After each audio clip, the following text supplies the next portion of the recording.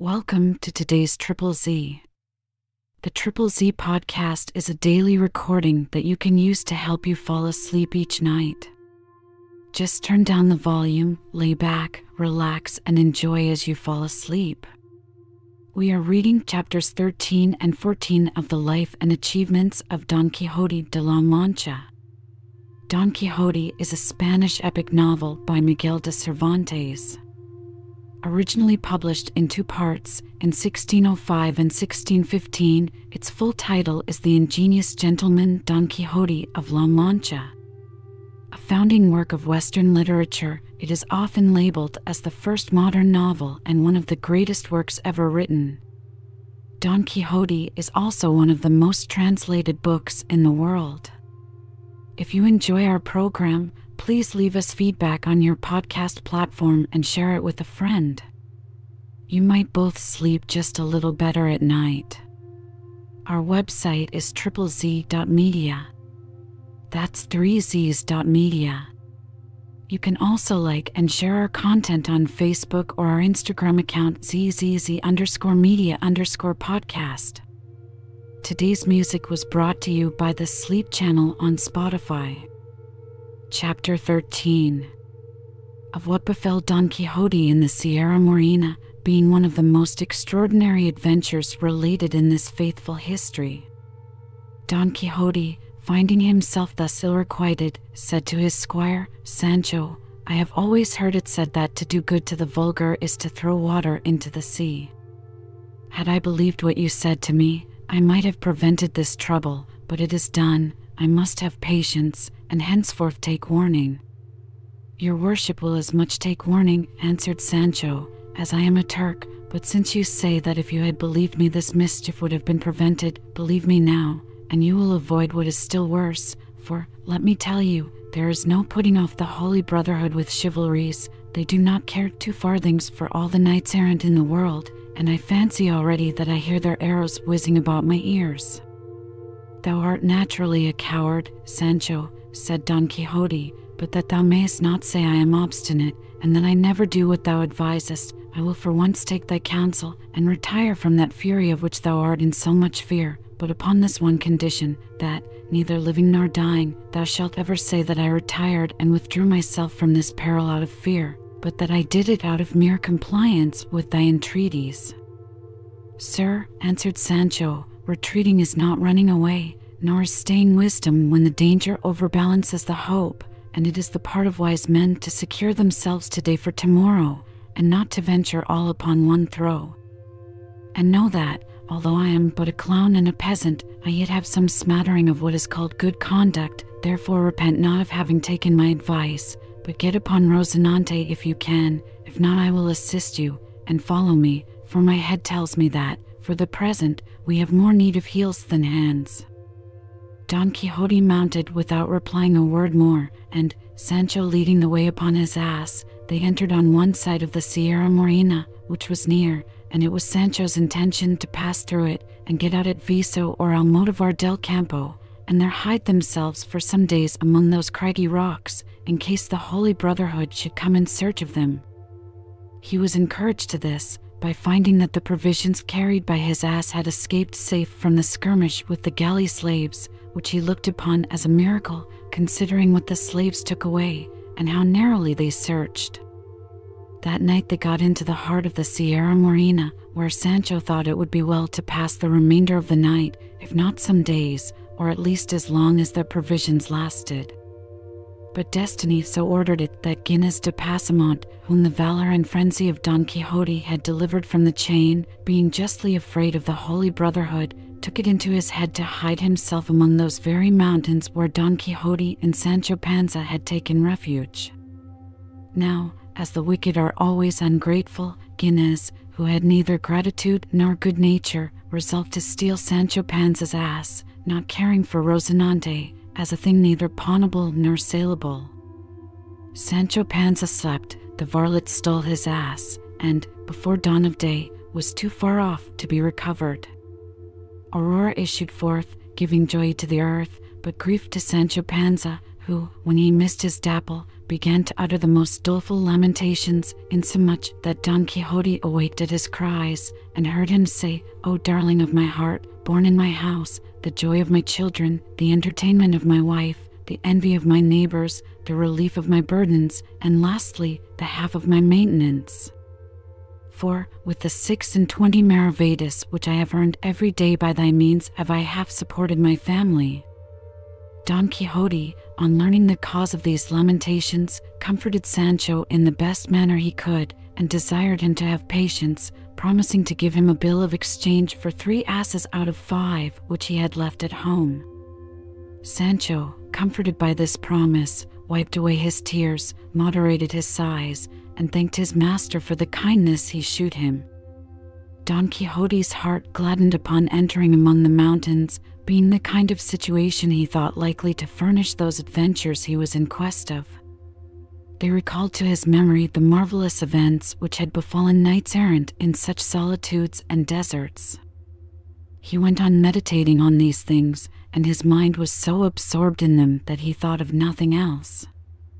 Nor had Sancho any other concern than to appease his hunger with what remained of the clerical spoils, and thus he jogged after his master, emptying the bag and stuffing his paunch, and while so employed he would not have given 2 maravedis for the rarest adventure that could have happened.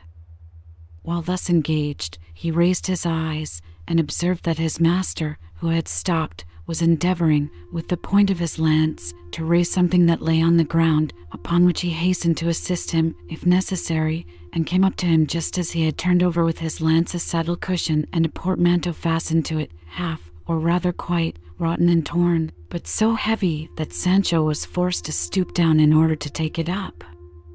His master ordered him to examine it.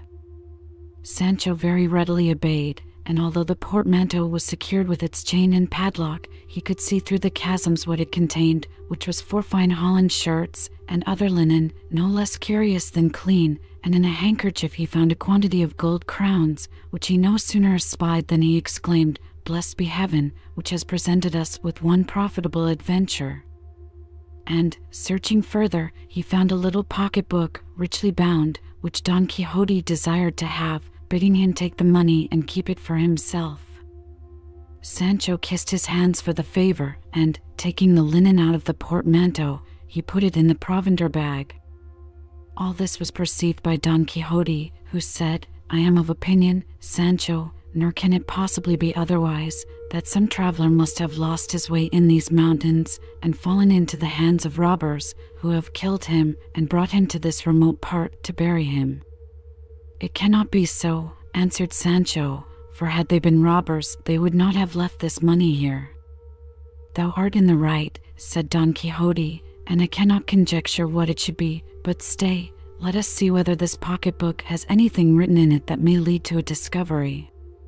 He opened it, and the first thing he found was a rough copy of verses, and, being legible, he read aloud, that Sancho might hear it, the following sonnet: "I love either cruel is or blind, or still unequal to the causes this distemper of the mind, that with infernal torture gnaws. 2. Of all my sufferings and my woe is Chloe, then, the fatal source, sure ill from good can never flow, or so much beauty gild a curse." From Smollett's translation. From those verses, quoth Sancho, nothing can be collected, unless, from the clue they're given, you can come at the whole bottom. "What clue is here?" said Don Quixote. "I thought," said Sancho, "your worship named a clue." "No, I said Chloe," answered Don Quixote, "and doubtless that is the name of the lady of whom the author of this sonnet complains, and, in faith, either he is a tolerable poet, or I know but little of the art." "So, then," said Sancho, "your worship understands making verses too?" "Yes, and better than thou thinkest," answered Don Quixote, "and so thou shalt see, when thou bearest a letter to my lady Dulcinea del Toboso in verse, for know, Sancho, that all or most of the knights-errant of times past were great poets and great musicians, these 2 accomplishments, or rather graces, being annexed to lovers-errant. True it is that the couplets of former knights have more of passion than elegance in them. "Pray, sir, read on farther," said Sancho. "Perhaps you may find something to satisfy us." Don Quixote turned over the leaf and said, "This is in prose, and seems to be a letter." "A letter of business, sir?" demanded Sancho. "By the beginning, it seems rather to be one of love," answered Don Quixote. "Then pray, sir, read it aloud," said Sancho, "for I mightily relish these love matters." "With all my heart," said Don Quixote, and reading aloud, as Sancho desired, he found it to this effect: "Thy broken faith and my certain misery drive me to a place whence thou wilt sooner hear the news of my death than the cause of my complaint. Thou hast renounced me, O ungrateful maid, for one of larger possessions, but not of more worth than myself. What thy beauty excited, thy conduct has erased. By the former I thought thee an angel, by the latter I know thou art a woman. Peace be to thee, fair cause of my disquiet." The letter being read, Don Quixote said, "We can gather little more from this than from the verses. It is evident, however, that the writer of them is some slighted lover." Then, turning over other parts of the book, he found other verses and letters, but the purport was the same in all, their sole contents being reproaches, lamentations, suspicions, desires, dislikings, favors, and slights, interspersed with rapturous praises and mournful complaints. While Don Quixote was examining the book, Sancho examined the portmanteau, without leaving a corner which he did not scrutinize, nor seam which he did not rip, nor lock of wool which he did not carefully pick, that nothing might be lost through carelessness. Such was the cupidity excited in him by the discovery of this golden treasure, consisting of more than 100 crowns. And although he could find no more, he thought himself abundantly rewarded for the tossings in the blanket, the loss of the wallet, and the theft of his cloak, together with all the hunger, thirst, and fatigue he had suffered in his good master's service. The knight of the sorrowful figure was extremely desirous to know who was the owner of the portmanteau, but as no information could be expected in that rugged place, he had only to proceed, taking whatever road Rocinante pleased, and still thinking that among the rocks he should certainly meet with some strange adventure.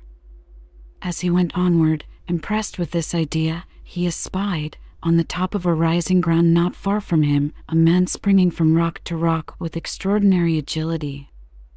Don Quixote immediately conceived that this must be the owner of the portmanteau, and resolved therefore to go in search of him, even though it should prove a 12-month's labor in that wild region. He immediately commanded Sancho to cut short over one side of the mountain, while he skirted the other, as they might possibly by this expedition find the man who had so suddenly vanished from their sight. To which Sancho replied, "It would be much more prudent not to look after him, for if we should find him, and he, perchance, proves to be the owner of the money, it is plain I must restore it, and therefore it would be better to preserve it faithfully until its owner shall find us out, by which time, perhaps, I may have spent it, and then I am free by law." "Therein thou art mistaken, Sancho," answered Don Quixote, "for since we have a vehement suspicion of who is the right owner, it is our duty to seek him, and to return it, otherwise that suspicion makes us no less guilty than if he really were so." Then he pricked Rocinante on, when, having gone round part of the mountain, they found a dead mule, saddled and bridled, which confirmed them in the opinion that he who fled from them was owner both of the mule and the portmanteau. While they stood looking at the mule, a goatherd descended, and, coming to the place where Don Quixote stood, he said, "I suppose, gentlemen, you are looking at the dead mule? In truth, it has now lain there these 6 months. Pray tell me, have you met with his master hereabouts?" "We have met with nothing," answered Don Quixote, "but a saddle cushion and a small portmanteau, which we found not far hence." "I found it too," answered the goatherd, "but would by no means take it up, nor come near it, for fear of some mischief, and of being charged with theft, for the devil is subtle, and lays stumbling blocks in our way, over which we fall without knowing how." "Tell me, honest man," said Don Quixote, "do you know who is the owner of these goods?"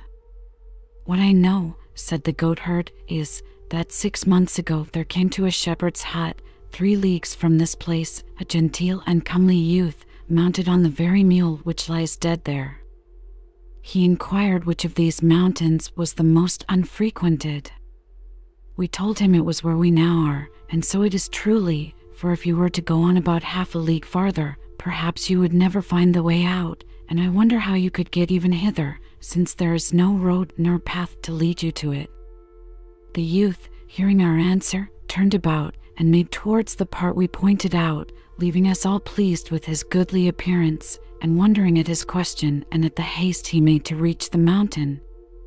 From that time we saw him not again until, some days after, he issued out upon one of our shepherds, and, without saying a word, struck him, and immediately fell upon our sumpter ass, which he plundered of our bread and cheese, and then fled again to the rocks with wonderful swiftness. Some of us sought for him nearly 2 days, and at last found him lying in the hollow of a large cork tree. He came out to us with much gentleness, his garment torn, and his face so disfigured and scorched by the sun that we should scarcely have known him, but that his clothes, ragged as they were, convinced us he was the person we were in search after. He saluted us, and in few but civil words bid us not be surprised to see him in that condition, which was necessary in order to perform a certain penance enjoined him for his sins. We entreated him to tell us who he was, but could get no more from him. We also desired him to inform us where he might be found, because when he stood in need of food, we would willingly bring some to him. He thanked us, and begged pardon for his past violence, and promised to ask it for God's sake, without molesting anybody. As to the place of his abode, he said he had only that which chance presented him wherever the night overtook him, and he ended his discourse with so many tears that we must have been very stones not to have wept with him, considering what he was when we first saw him, for, as I before said, he was a very comely and graceful youth, and by his courteous behavior shewed himself to be well born. We judged that his mad fit was coming on, and our suspicions were quickly confirmed, for he suddenly darted forward and fell with great fury upon one that stood next him, whom he bit and struck with so much violence that, if we had not released him, he would have taken away his life. In the midst of his rage, he frequently called out, "Ah, traitor Fernando! Now shalt thou pay for the wrong thou hast done me. These hands shall tear out that heart, the dark dwelling of deceit and villainy." We disengaged him from our companion at last, with no small difficulty, upon which he suddenly left us, and plunged into a thicket so entangled with bushes and briars that it was impossible to follow him. By this we guessed that his madness returned by fits, and that some person, whose name is Fernando, must have done him some injury of so grievous a nature as to reduce him to the wretched condition in which he appeared. And in that we have since been confirmed, as he has frequently come out into the road, sometimes begging food of the shepherds, and at other times taking it from them by force, for when the mad fit is upon him, though the shepherds offer it freely, he will not take it without coming to blows, but when he is in his senses, he asks it with courtesy, and receives it with thanks, and even with tears. In truth, gentlemen, I must tell you, pursued the goatherd, that yesterday I and 4 young men, 2 of them my servants and 2 my friends, resolved to go in search of him, and, having found him either by persuasion or force, carry him to the town of Almodovar, which is 8 leagues off, there to get him cured, if his distemper be curable, or at least to learn who he is, and whether he has any relations to whom we may give notice of his misfortune. This, gentlemen, is all I can tell you, in answer to your inquiry, by which you may understand that the owner of the goods you found is the same wretched person who passed you so quickly, for Don Quixote had told him that he had seen a man leaping about the rocks. Don Quixote was surprised at what he heard, and being now still more desirous of knowing who the unfortunate madman was, he renewed his determination to search every part of the mountain until he should find him. But fortune managed better for him than he expected, for at that very instant the youth appeared, descending, and muttering to himself something which was not intelligible. The rags he wore were such as have been described, but as he drew near, Don Quixote perceived that his buff doublet, though torn to pieces, still retained the perfume of amber, whence he concluded that he could not possibly be of low condition. When he came up, he saluted them in a harsh and untuned voice, but with a civil air. Don Quixote politely returned the salute with graceful demeanor and advanced to embrace him and held him a considerable time clasped within his arms, as if they had been long acquainted. The other, whom we may truly call the tattered knight of the Whiffle, as Don Quixote was of the sorrowful figure, having suffered himself to be embraced, drew back a little, and laying his hands on Don Quixote's shoulders, stood contemplating him as if to ascertain whether he knew him, and perhaps no less surprised at the aspect, demeanor, and habiliments of the knight than was Don Quixote at the sight of him. In short, the first who broke silence after this prelude was the tattered knight, and what he said shall be told in the next chapter. Chapter 14. A continuation of the adventure in the Sierra Morena. Don Quixote listened to the tattered knight of the mountain, who thus addressed himself to him. Assuredly, Señor, whoever you are, I am obliged to you for the courtesy you have manifested towards me, and I wish it were in my power to serve you with more than my goodwill, which is all that my fate allows me to offer in return for your civility. So great is my desire to do you service, answered Don Quixote, that I had determined to learn from yourself whether your affliction, which is evident by the strange life you lead, may admit of any remedy, and, if so, make every possible exertion to procure it. I conjure you also by whatever in this life you love most, to tell me who you are, and what has brought you hither, to live and die like a brute beast amidst these solitudes, an abode, if I may judge from your person and attire, so unsuitable to you. And I swear, added Don Quixote, by the order of knighthood I have received, though unworthy and a sinner, to remedy your misfortune, or assist you to bewail it, as I have already promised. The knight of the mountain, hearing him talk thus, could only gaze upon him, viewing him from head to foot, and, after surveying him again and again, he said to him, If you have anything to give me to eat, for God's sake let me have it, and when I have eaten, I will do all you desire, in return for the good wishes you have expressed towards me. Sancho immediately took from his wallet some provisions, wherewith the wretched wanderer satisfied his hunger, eating what they gave him like a distracted person, so ravenously that he made no interval between one mouthful and another. When he had finished, he made signs to them to follow him, and having conducted them to a little green plot, he there laid himself down, and the rest did the same. When the tattered knight had composed himself, he said, If you desire that I should tell you the immensity of my misfortunes, you must promise not to interrupt the thread of my doleful history, for in the instant you do so, my narrative will break off. These words brought to Don Quixote's memory the tale related by his squire, which, because he had not reckoned the number of goats that had passed the river, remained unfinished. Don Quixote, in the name of all the rest, promised not to interrupt him, and upon this assurance he began in the following manner. My name is Cardenio, the place of my birth one of the best cities of Andalusia, my family noble, my parents wealthy, my wretchedness so great that it must have been deplored by my parents, although not to be alleviated by all their wealth, for riches are of little avail in many of the calamities to which mankind are liable. In that city there existed a heaven, wherein love had placed all the joy I could desire, such as the beauty of Lucinda, a damsel as well-born and as rich as myself, though more fortunate and less constant than my honorable intentions deserved. This Lucinda I loved and adored from my childhood, and she, on her part, loved me with that innocent affection proper to her age.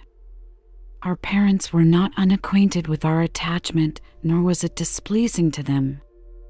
Our love increased with our years, insomuch that Lucinda's father thought it prudent to restrain my wanted freedom of access to his house, thus imitating the parents of the unfortunate Thisbe, so celebrated by the poets. This restraint served only to increase the ardor of our affection, for though it was in their power to impose silence on our tongues, they could not do the same on our pens, which reveal the secrets of the soul more effectually than even the speech, for the presence of a beloved object often so bewilders and confounds its faculties that the tongue cannot perform its office. Oh heavens, how many billets doux did I write to her! What charming, what modest answers did I receive! How many sonnets did I pen! At length, my patience being exhausted, I resolved at once to demand her for my lawful wife, which I immediately did. In reply, her father thanked me for the desire I expressed to honor him by an alliance with his family, but that, as my father was living, it belonged more properly to him to make this demand, for without his entire concurrence the act would appear secret and unworthy of his Lucinda. I went therefore directly to him, and found him with a letter open in his hand, which he gave me, saying, "By this letter you will see, Cardenio, the inclination Duke Ricardo has to do you service." I read the letter, which was so extremely kind that I thought it would be wrong in my father not to comply with its request, which was, that I should be sent immediately to the Duke, who was desirous of placing me as a companion to his eldest son. The time fixed for my departure came. I conversed the night before with Lucinda, and told her all that had passed, and also entreated her father to wait a few days, and not to dispose of her until I knew what Duke Ricardo's pleasure was with me. He promised me all I desired, and she confirmed it with 1,000 vows and 1,000 faintings. I arrived at the residence of the Duke, who treated me with so much kindness that envy soon became active, by possessing his servants with an opinion that every favor the Duke conferred upon me was prejudicial to their interest. But the person most pleased at my arrival was a second son of the Duke, called Fernando, a sprightly young gentleman, of a gallant, liberal, and loving disposition, who contracted so intimate a friendship with me that it became the subject of general conversation, and though I was treated with much favor by his elder brother, it was not equal to the kindness and affection of Don Fernando. Now, as unbounded confidence is always the effect of such intimacy, he revealed to me all his thoughts, and particularly a love matter, which gave him some disquiet. He loved a country girl, the daughter of one of his father's vassals. Her parents were rich, and she herself was so beautiful, discreet, and modest that no one could determine in which of these qualities she most excelled. Don Fernando's passion for this lovely maiden was so excessive that he resolved to promise her marriage. Prompted by friendship, I employed the best arguments I could suggest to divert him from such a purpose, but finding it was all in vain, I resolved to acquaint his father, the Duke, with the affair. Don Fernando, being artful and shrewd, suspected and feared no less, knowing that I could not, as a faithful servant, conceal from my lord and master so important a matter, and therefore, to amuse and deceive me, he said that he knew no better remedy for effacing the remembrance of the beauty that had so captivated him than to absent himself for some months, which he said might be effected by our going together to my father's house, under pretence, as he would tell the Duke, of purchasing horses in our town, which is remarkable for producing the best in the world. No sooner had he made this proposal than, prompted by my own love, I expressed my approbation of it as the best that possibly could be devised, and should have done so, even had it been less plausible, since it afforded me so good an opportunity of returning to see my dear Lucinda. At the very time he made this proposal to me, he had already, as appeared afterwards, been married to the maiden, and only waited for a convenient season to divulge it with safety to himself, being afraid of what the Duke his father might do when he should hear of his folly. Now love in young men too often expires with the attainment of its object, and what seems to be love vanishes, because it has nothing of the durable nature of true affection. In short, Don Fernando, having obtained possession of the country girl, his love grew faint and his fondness abated, so that, in reality, that absence which he proposed as a remedy for his passion, he only chose in order to avoid what was now no longer agreeable to him. The Duke consented to his proposal, and ordered me to bear him company. We reached our city, and my father received him according to his quality. I immediately visited Lucinda. My passion revived, though, in truth, it had been neither dead nor asleep, and unfortunately for me, I revealed it to Don Fernando, thinking that, by the laws of friendship, nothing should be concealed from him. I expatiated so much on the beauty, grace, and discretion of Lucinda that my praises excited in him a desire of seeing a damsel endowed with such accomplishments. Unhappily, I consented to gratify him and shoot her to him one night by the light of a taper at a window where we were accustomed to converse together. He beheld her, and every beauty he had hitherto seen was cast into oblivion. From that time I began to fear and suspect him, for he was every moment talking of Lucinda, and would begin the subject himself, however abruptly, which awakened in me I know not what jealousy, and though I feared no change in the goodness and fidelity of Lucinda, yet I could not but dread the very thing against which they seemed to secure me. He also constantly importuned me to shew him the letters I wrote to Lucinda, as well as her answers, which I did, and he pretended to be extremely delighted with both. Now it happened that Lucinda, having desired me to lend her a book of chivalry, of which she was very fond, entitled Amadis de Gaul. Scarcely had Don Quixote heard him mention a book of chivalry when he said, "Had you told me, sir, at the beginning of your story, that the Lady Lucinda was fond of reading books of chivalry, no more would have been necessary to convince me of the sublimity of her understanding. I pronounce her to be the most beautiful and the most ingenious woman in the world." Pardon me, sir, for having broken my promise by this interruption, but when I hear of matters appertaining to knights-errant and chivalry, I can as well forbear talking of them as the beams of the sun can cease to give heat, or those of the moon to moisten. Pray, therefore, excuse me and proceed, for that is of most importance to us at present. While Don Quixote was saying all this, Cardenio hung down his head upon his breast, apparently in profound thought, and although Don Quixote twice desired him to continue his story, he neither lifted up his head nor answered a word. But after some time he raised it, and uttering some disloyalty against Queen Madasima, one of the heroines of the Don's books of chivalry, "It is false, I swear," answered Don Quixote in great wrath. "It is extreme malice, or rather villainy, to say so, and whoever asserts it lies like a very rascal, and I will make him know it, on foot or on horseback, armed or unarmed, by night or by day, or how he pleases."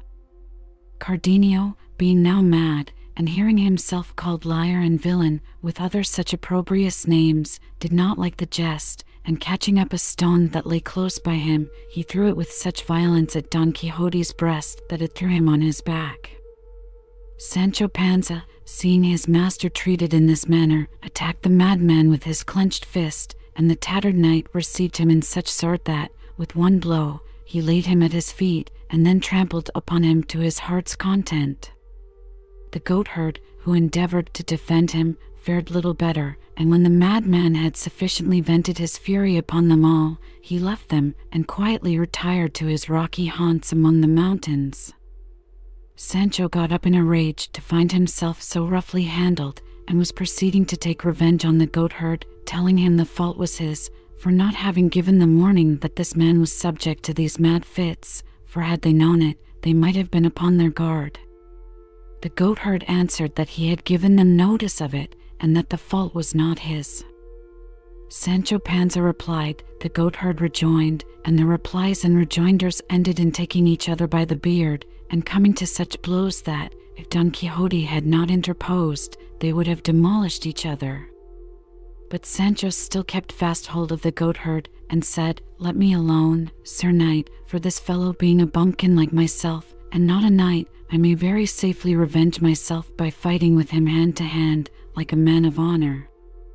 "True," said Don Quixote, "but I know that he is not to blame for what has happened." Hereupon Sancho was pacified, and Don Quixote again inquired of the goatherd whether it were possible to find out Cardenio, for he had a vehement desire to learn the end of his story.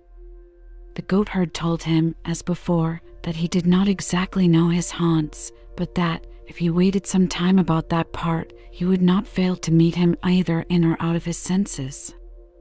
Don Quixote took his leave of the goatherd, and, mounting Rocinante, commanded Sancho to follow him, which he did very unwillingly.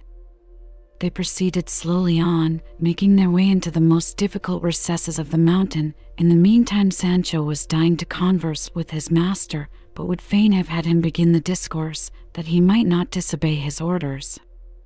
Being, however, unable to hold out any longer, he said to him, "Señor Don Quixote, be pleased to give me your worship's blessing and my dismission, for I will get home to my wife and children, with whom I shall at least have the privilege of talking and speaking my mind, for it is very hard, and not to be borne with patience, for a man to ramble about all his life in quest of adventures, and to meet with nothing but kicks and cuffs, tossings in a blanket, and bangs with stones, and, withal, this, to have his mouth sewed up, not daring to utter what he has in his heart, as if he were dumb.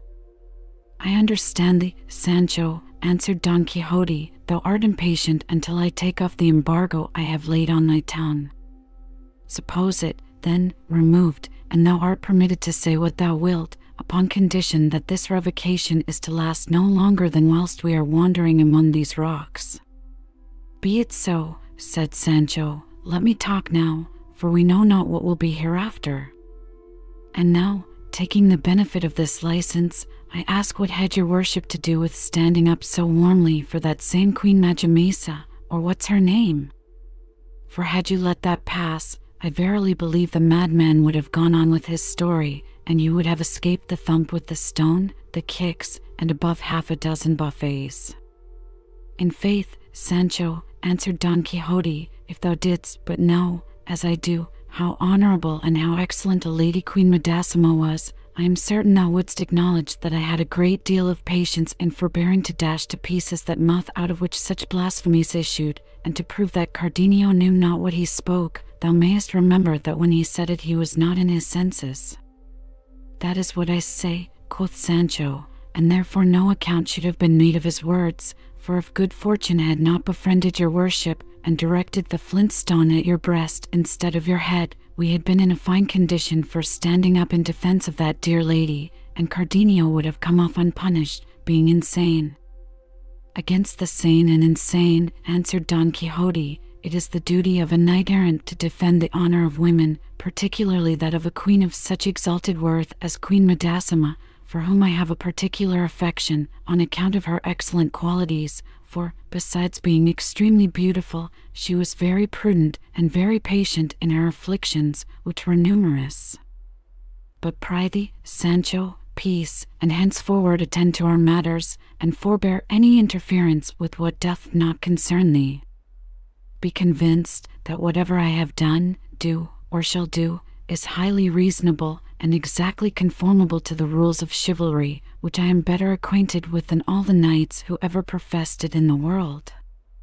Sir, replied Sancho, is it a good rule of chivalry for us to go wandering through these mountains, without either path or road, in quest of a madman who, perhaps, when he is found, will be inclined to finish what he began, not his story, but the breaking of your worship's head and my ribs?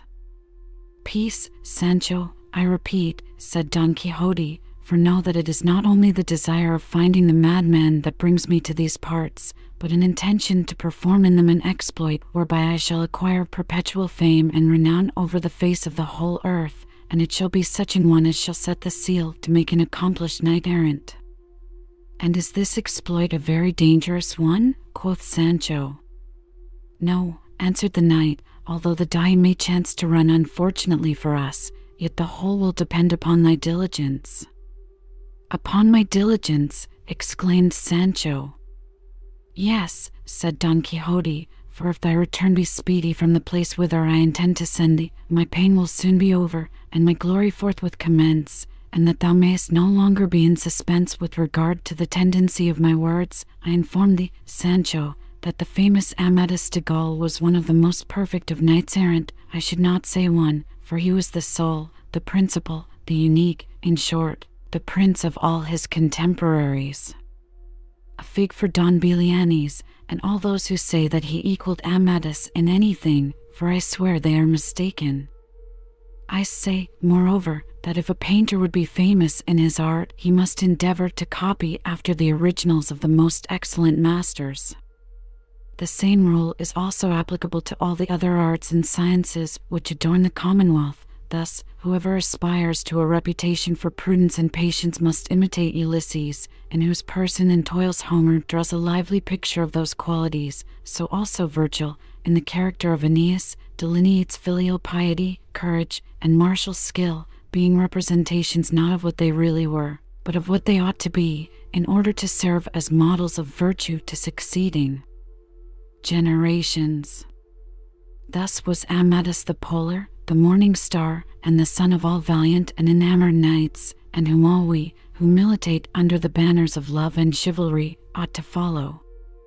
This being the case, friend Sancho, that knight-errant who best imitates him will be most certain of arriving at preeminence in chivalry. And an occasion upon which this knight particularly displayed his prudence, worth, courage, patience, constancy, and love was his retiring, when disdained by the Lady Oriana, to do penance on the poor rock, changing his name to that of Beltenebros, a name most certainly significant and proper for the life he had voluntarily chosen.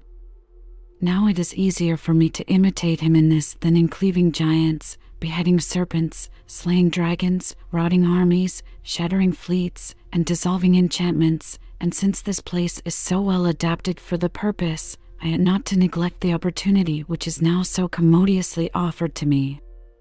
What is it your worship really intends to do in so remote a place as this? Demanded Sancho. Have I not told thee, answered Don Quixote, that I design to imitate Amadis, acting here the desperate, raving, and furious lover, at the same time following the example of the valiant Don Orlando with respect to Angelica the fair? He ran mad, tore up trees by the roots, disturbed the waters of the crystal springs, slew shepherds, destroyed flocks, fired cottages, and 100,000 other extravagances worthy of eternal record. And although it is not my design to imitate Orlando in all his frantic actions, words, and thoughts, yet I will give as good a sketch as I can of those which I deem most essential, or I may, perhaps, be content to imitate only Amadis, who, without committing any mischievous excesses, by tears and lamentations alone attained as much fame as all of them. It seems to me, quoth Sancho, that the knights who acted in such manner were provoked to it, and had a reason for these follies and penances. But pray what cause has your worship to run mad? What lady has disdained you? Or what have you discovered to convince you that the Lady Dulcinea del Toboso has done you any wrong? There lies the point, answered Don Quixote, and in this consists the refinement of my plan. A knight-errant who runs mad with just cause deserves no thanks, but to do so without this is the point, giving my lady to understand how much more I should perform were there a good reason on her part. But I have cause enough given me by so long an absence from my ever-honored Lady Dulcinea del Toboso.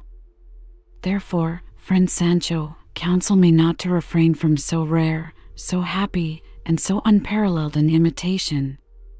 Mad I am, and mad I must be, until thy return with an answer to a letter I intend to send by thee to my Lady Dulcinea, for if good, I shall enjoy it in my right senses, if otherwise, I shall be mad, and consequently insensible of my misfortune. While they were thus discoursing, they arrived at the foot of a high mountain, which stood separated from several others that surrounded it, as if it had been hewn out from them. Near its base ran a gentle stream that watered a verdant and luxurious vale, adorned with many wide-spreading trees, plants, and wild flowers of various hues. This was the spot in which the knight of the sorrowful figure chose to perform his penance, and while contemplating the scene, he thus broke forth in a loud voice, "This is the place, O ye heavens, which I select and appoint for bewailing the misfortune in which I am so cruelly involved. This is the spot where my flowing tears shall increase the waters of this crystal stream, and my sighs, continual and deep, shall incessantly move the foliage of these lofty trees in testimony and token of the pain my persecuted heart endures. O ye rural deities, whoever ye be that inhabit these remote deserts, give ear to the complaints of an unhappy lover, whom long absence and some pangs of jealousy have driven to bewail himself among these rugged heights, and to complain of the cruelty of that ungrateful fair, the utmost extent and ultimate perfection of human beauty. And, O thou my squire, agreeable companion in my prosperous and adverse fortune, carefully imprint on thy memory what thou shalt see me here perform, that thou mayest recount and recite it to her who is the sole cause of all." Thus saying, he alighted from Rocinante, and in an instant took off his bridle and saddle, and clapping him on the back, said to him, "O steed, as excellent for my performances as unfortunate in thy fate. He gives thee liberty who is himself deprived of it. Go whither thou wilt, for thou hast it written on thy forehead that neither Astolfo's hippogriff, nor the famous Frontino, which cost Bradamante so dear, could match thee in speed." Sancho, observing all this, said, "Blessings be with him who saved us the trouble of unharnessing Dapple, for truly he should have wanted neither slaps nor speeches in his praise. Yet if he were here, I would not consent to his being unpanelled, there being no occasion for it, for he had nothing to do with love or despair any more than I, who was once his master, when it so pleased God. And truly, Sir Knight of the Sorrowful Figure, if it be so that my departure and your madness take place in earnest, it will be well to saddle Rosinante again, that he may supply the loss of my Dapple, and save me time in going and coming, for if I walk, I know not how I shall be able either to go or return, being, in truth, but a sorry traveller on foot."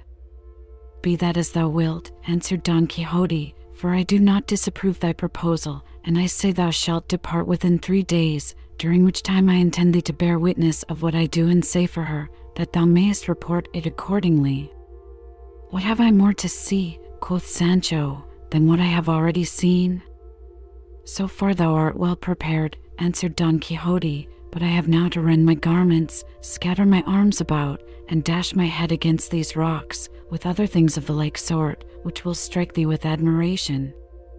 "Good master," said Sancho, "content yourself, I pray you, with running your head against some soft thing, such as cotton, and leave it to me to tell my lady that you dashed your head against the point of a rock harder than a diamond."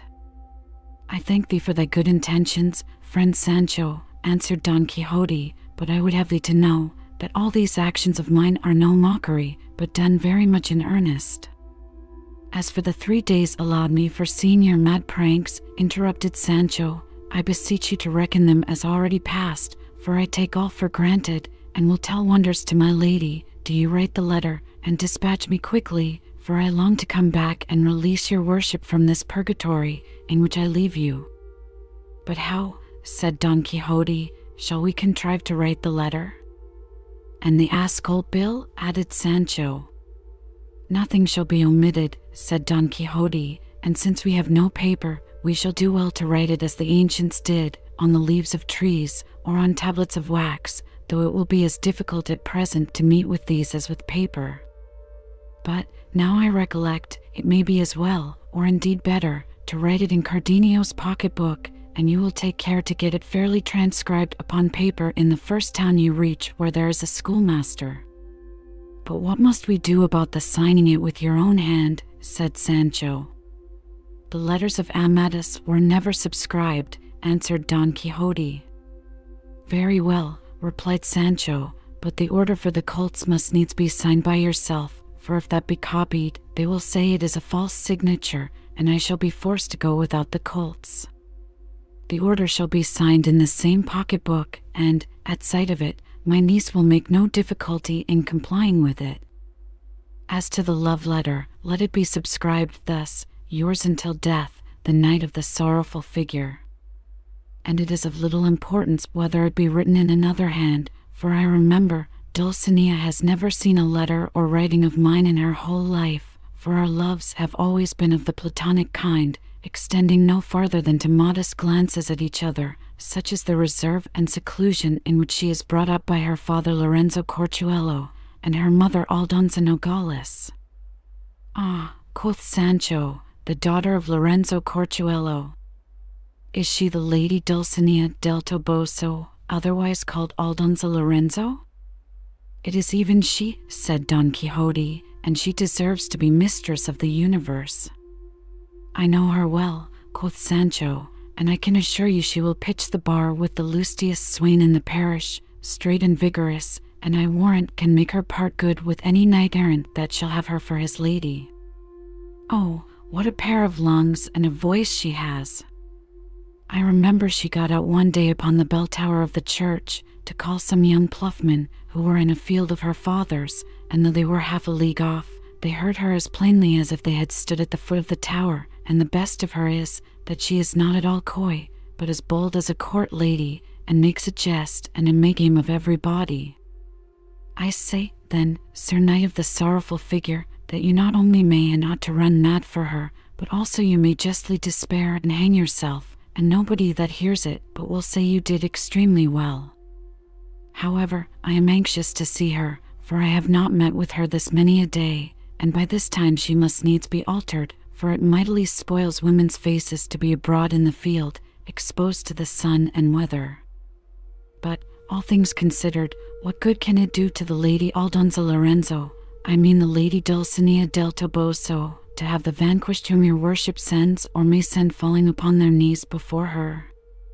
For perhaps at the time they arrive she may be carding flax or threshing in the barn, and they may be confounded at the sight of her, and she may laugh and care little for the present. I have often told thee, Sancho, said Don Quixote, that thou art an eternal babbler, and though void of wit, thy bluntness often stings, but, to convince thee at once of thy folly and my discretion, I will tell thee a short tale. Know, then, that a certain widow, handsome, young, gay, and rich, and withal no prude, fell in love with a young man, handsome, well-made, and active.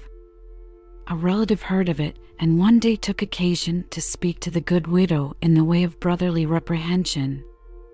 I wonder, madam, said he, that a woman of your quality, so beautiful and so rich, should fall in love with such a despicable, mean, silly fellow, when there are, in this house, so many graduates, scholars, and dignitaries, among whom you might pick and choose, and say, this I like and this I leave, as you would among pears.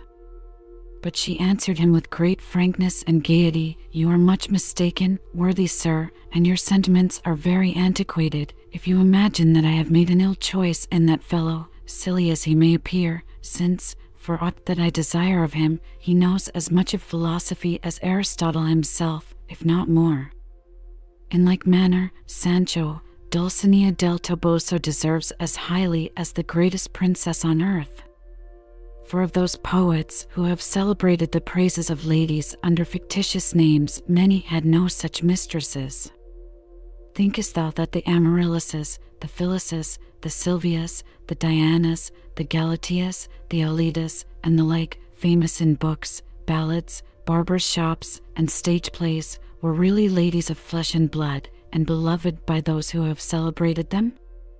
Certainly not. They are mostly feigned to supply subjects for verse, and to make the authors pass for men of gallantry. It is therefore sufficient that I think and believe that the good Aldonza Lorenzo is beautiful and modest, and as to her lineage, it matters not, for no inquiry concerning it is requisite, and to me it is unnecessary, as I regard her as the greatest princess in the world. For thou must know, Sancho, that two things, above all others, incite to love, namely, beauty and a good name. Now both these are to be found in perfection in Dulcinea, for in beauty none can be compared to her, and for purity of reputation few can equal her. In fine, I conceive she is exactly what I have described, and everything that I can desire, both as to beauty and quality, unequaled by Helen, or by Lucretia, or any other of the famous women of antiquity, whether Grecian, Roman, or Goth, and I care not what be said, since, if upon this account I am blamed by the ignorant, I shall be acquitted by the wise.